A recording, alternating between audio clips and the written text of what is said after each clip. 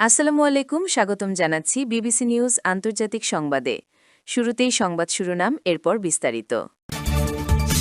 নতুন বার্তা দিলেন ইরানের সর্বোচ্চ নেতা মোজতবা খামেনি। মার্কিন ঘাঁটি কোথায় আছে ইরানকে গোপনে যেভাবে জানাচ্ছে রাশিয়া। ধ্বংস করা মার্কিন বিমানের নতুন তথ্য প্রকাশ করল ইরান। হামাসকে অস্ত্র ছাড়তে আল্টিমেটাম দিল ট্রাম্পের পিস বোর্ড। এখন বিস্তারিত।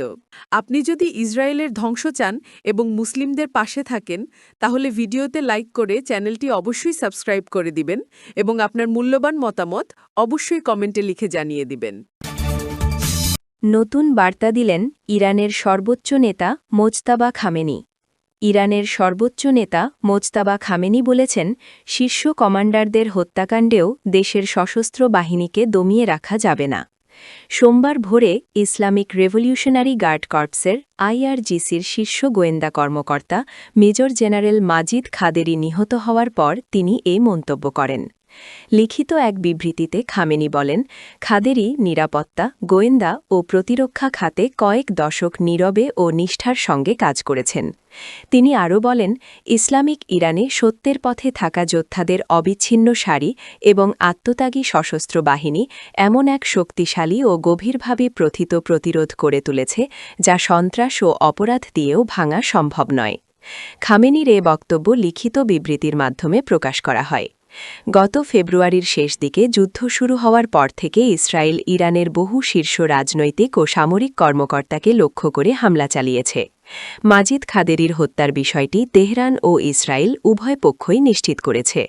ইসরায়েলের প্রতিরক্ষা মন্ত্রী ইসরায়েল কাজ দাবি করেন, খাদেরি ইসরায়েলি বেসরকারি নাগরিকদের মৃত্যুর জন্য সরাসরি দায় এবং আইআরজিসির ৩ শীর্ষ ব্যক্তির একজন ছিলেন। মার্কিন ঘাঁটি কোথায় আছে ইরানকে গোপনে যেভাবে জানাচ্ছে রাশিয়া। রাশিয়ার স্যাটেলাইট মধ্যপ্রাচ্যের বিভিন্ন সামরিক স্থাপনার ওপর বিস্তারিত ছবি তুলেছে। এই ছবি ইরানকে দেওয়া হয়েছে যাতে তারা মার্কিন বাহিনী ও অন্যান্য লক্ষ্যবস্তুতে হামলা চালাতে পারে।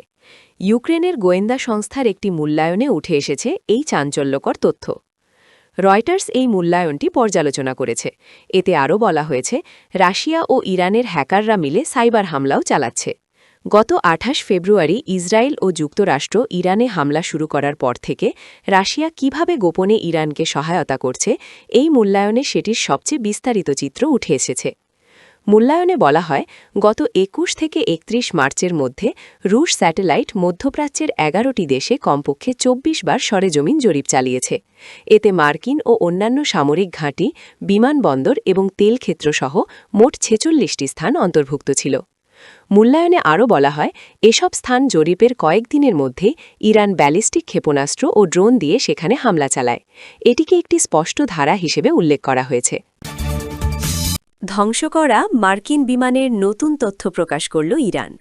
ইরানের দক্ষিণ ইস্ফাহানের এলাকায় আমেরিকান বিধ্বস্ত বিমানের দৃশ্য এবং ভূপাতিত C-130 বিমানের পাইলটের নথি সংবলিত একটি ভিডিও প্রকাশ করেছে দেশটির আইন প্রয়োগকারী বাহিনী, ফরাজা।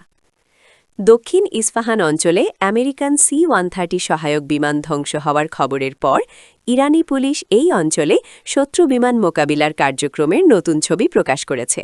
ফরাদা জানিয়েছে, আমেরিকার আগ্রাসী বাহিনীর একটি সহায়ক বিমান গত ৫ এপ্রিল পুলিশের বিশেষ ইউনিটের সদস্যদের গুলিতে ধ্বংস হয়েছে। হামাসকে অস্ত্র ছাড়তে আল্টিমেটাম দিল ট্রাম্পের piece board.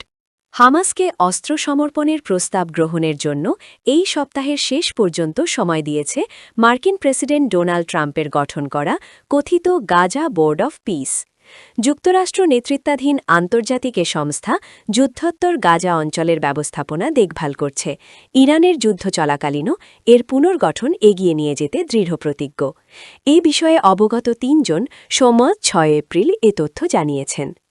Gaza board of পিসের উচ্চ প্রতিনিধিত্বকারী নিকোলাই ম্লাদেনভ শুক্রবার কায়রোতে হামাসের শীর্ষ কর্মকর্তাদের একটি প্রতিনিধি দলের সঙ্গে বৈঠক করেছেন।